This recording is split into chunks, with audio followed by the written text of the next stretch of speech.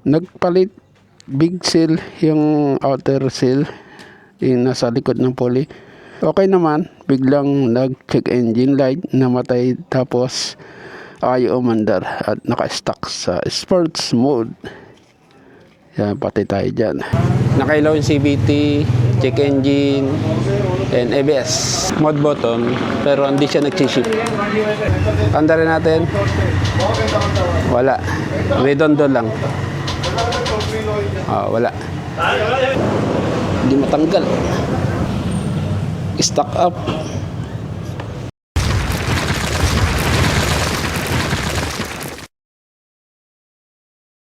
Yo, what's up mga pingo? Welcome to another episode. For today's episode, meron tayong saservisan na NMAX TechMax na ayaw na umandar. So, hindi naman ako nagsaservice talaga. Mas gusto ko punta kayo dito. Tapos, YCBT cleaning. Ito, umaaraw na. Bagyong Maymay, wala na. Alright. Umaaraw na. Ilang araw na umuulan. 1 week na. So, ngayon, meron message sa akin ng Tuesday yung nilinis ko na YCBT, unang nilinis ko na tiga Tanay Rizal, and sabi ko papalitan ng ng oil seal, and sabi ko na sa Yson or Yamaha branches magpagawa, pero sa tropa yata nila pinagawa to. Yung oil seal, yung big oil seal, yung outer, hindi yung nasa loob kasi assembly yun. Alright, noong Tuesday sila nag PM sa akin. Ito yung sabi niya sa akin, mga pengyo. Nagpalit big seal yung outer seal, yung nasa likod ng pulley, lining at latch spring. Yun, sinabay na nila. Okay naman, biglang nag-check engine light, namatay, tapos ayaw umandar at naka-stuck sa sports mode. Yan, pati tayo dyan. Ilagay ko sa screen yung screenshot. Okay, mag-chat na tayo, napaalis na ako. Kita-kits sa iglesia. So ngayon, meron tayong dalang kapote, baka mabasa tayo. Siyempre, yung Smart FI Eco, tapos mga gamit ko dito. Hindi ko lang alam kung kita dito sa video ko kasi madilim rito. Yan, dala natin yung diagnostic tool natin at kailangan mo internet ako. Alright, kapag papasok kayo dito sa amin, pag nakita nyo yung mini car wash ng mga motor, yan, ito dito na yung tagpuan, saka yung poste dito, yan.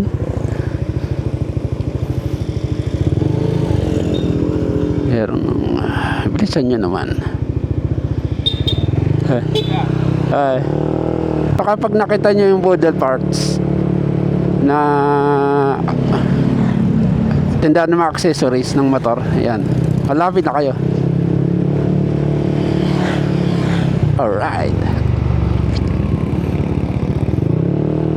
Alright mga pinga, punta tayong Tanay, and share ko lang sa inyo na ayaw umandar yung kanyang motor.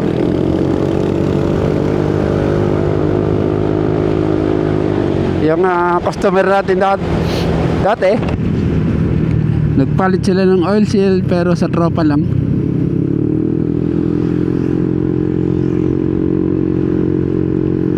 Tropa lang, walang diagnostic. Sa Yamaha, iba yata yung tawag yan. Nung nabalitaan ko yan, patay. Nung nakita ko yung message pala, mga pengo, patay, ayaw mandar. Sabi ko pa naman, hindi ako nag-home service.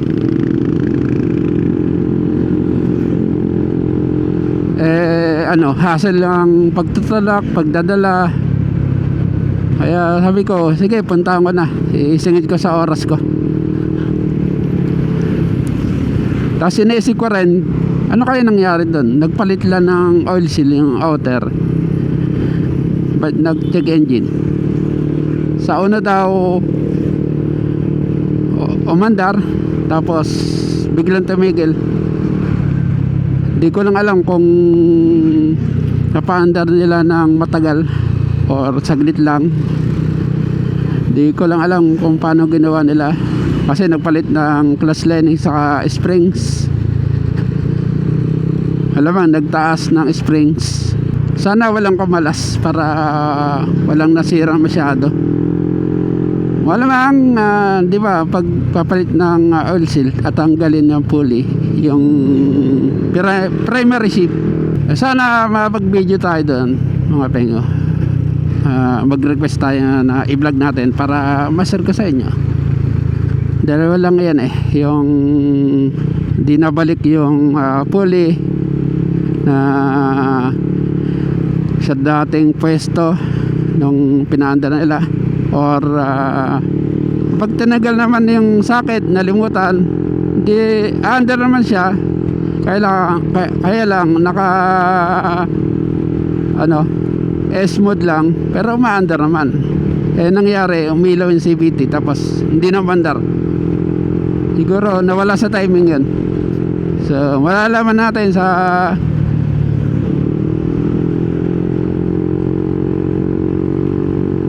pagpunta natin.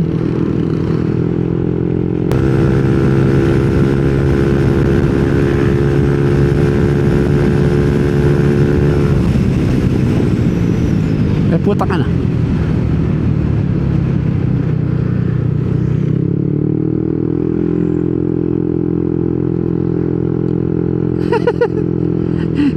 May nag-U-turn, de puta.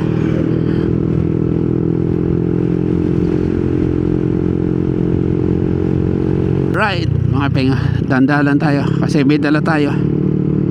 Baka masira yung mga impact wrench natin. A few minutes later. Alright, mga penga. So ito yung unit na gagawin natin. Pag on natin, yan. Ito pinalitan na ng oil seal, yung big oil seal. Yan. Pakita ko sa inyo yung nakailaw yung CVT, check engine, and ABS. Gusto ko sanang i-diagnose kagad, pero gusto ko makita yung loob, yung makina. Then hindi siya na-shift. Pinipindot ko yung mode button, pero hindi siya nag-shift. Andarin natin. Wala. Redondo lang. Wala. So ngayon, bubuksan natin. And parang di maandar yung fuel pump niya yan. Pumasok na gano'n yung belt. Pumasok na gano'n yung belt. Umatras. Tapos tagas yung langis. Nagpalit na ng oil seal yan. Alright, ang problema, ilangis tong bell. Yun, langis. Maraming langis. Lumapat na yung belt dito. Sumagad. Alsin natin ang pulley. Yan. Hindi matanggal.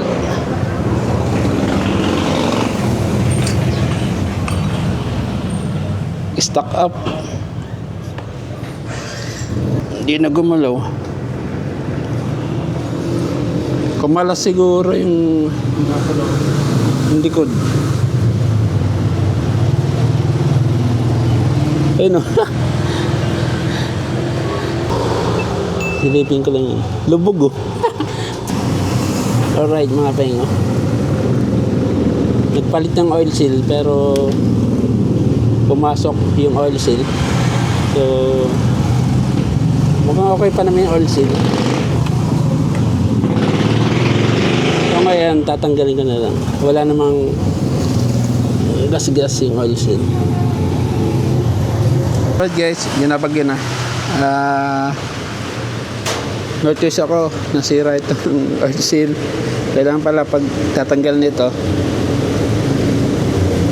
alis ito, tapos yung sensor para matanggal ng hindi nasisira, tapos iabante para pantay yung pagkakasalpak. problema lang kaya nasira to. Okay naman itong pesa. Kaya nasira to. Medyo nakalubog. Siguro mga 5 mm yung kanyang lubog. Kaya nasira. May guang dito. Ito, hindi siya patag na patag. May kurba. Kailangan yung oil seal nito bungad lang, hindi mo siya ilulubog. Yan. Kasi mayroon siyang hangganan.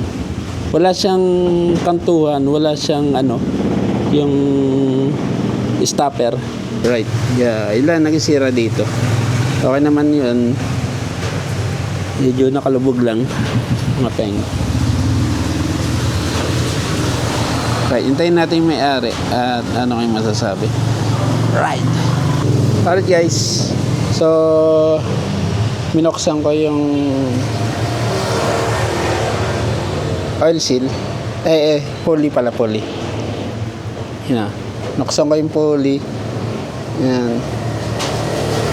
Yan. Walang grasa. Wala ng grasa, oh.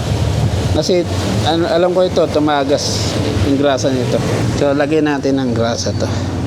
So dito natin lalagyan ng grasa. Kaso yung molikod ko hindi pang Yamaha, lang pang industrial bushing. Meron pa palang spacer, oh. Ito muna gamitin natin kaysa sa wala.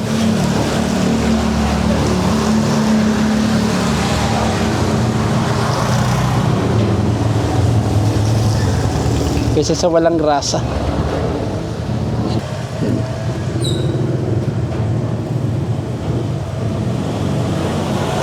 Tapos din natin to. A few minutes later. Mahirap yun, pag lagi check kung nasaan na. Pag iniisip. Ako nga yun.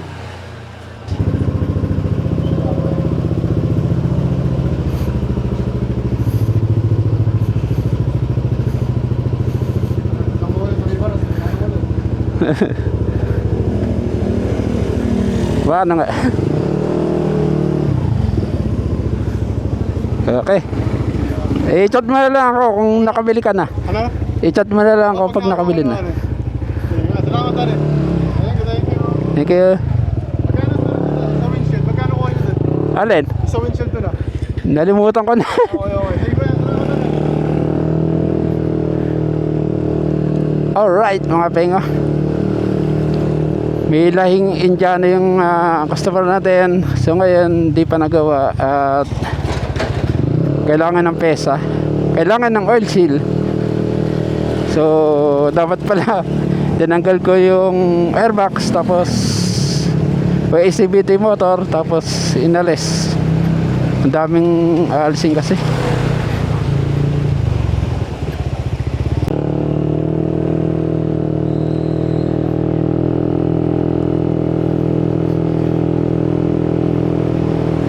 Ayun lang, lesson learned kayo kapag papayad ng oil seal. Kung paano nyo tinanggal, ganun din nyo ibabalik. Kung paano nyo na-remove yung oil seal, ganyan rin ibabalik. Kasi merong butas sa hangganan, wala siyang stopper.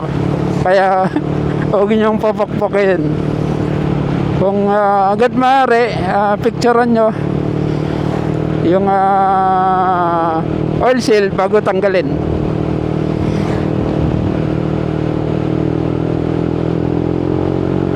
So ngayon kinuha ko muna yung pulley ni Sir Odil yata yun, Demiol Odil, kung tama ako, pero parang mali ako. Para grasahan at masil ng maayos. Saka may turo ko sa inyo kung paano pag kalikot or disassemble ng pulley. May naisip na ako. Tama yung sinabi ng ating subscriber.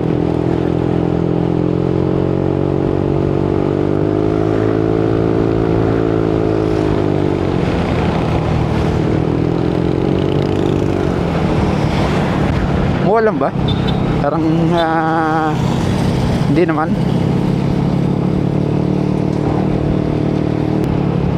Meron tayong dala kaya dahan-dahan tayo. So hintayin nyo yung part 2 ng vlog natin. Episode ng pagkalikot sa NMAX TechMax. Magawa yan. Alright mga penyo, kaya yan.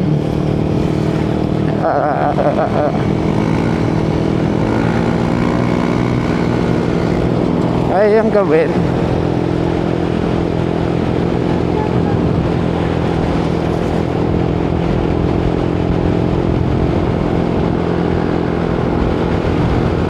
Tao rin naman gumawa niyan eh. Kailangan natin pag-aralan kung anong gagawin natin. Yan, alright mga pengo, abangan nyo lang yung episode natin sa paggagawa sa nasira na NMAX TechMax na nagpalit ng oil seal, hindi na umandar, or umandar siya ng 11 km lang, tapos wala na, huminto. Naiipit kasi yung kanyang pulley.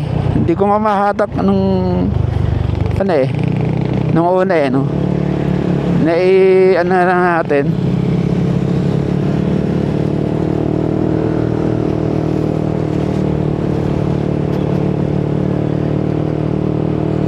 Nai-flat screw na natin, screwdriver, para makuha natin. Alright mga pia, hanggang sa muli sa another episode. Hintayin nyo yung part 2. Don't forget to subscribe. Hit nyo lang subscribe button and bell notification for more updates and episode. Alright mga pengo, stay safe and ride safe always. And bye-bye. Maganda yung maganda yung 4S1M na muffler ko Sumakto sa 1,000 RPM na Sun Springs na center sa clutch. Bumagay. Baka ito muna ang gamitin ko.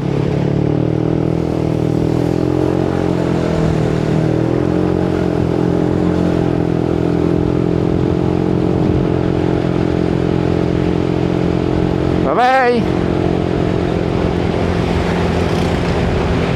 Stay safe and ride safe always. And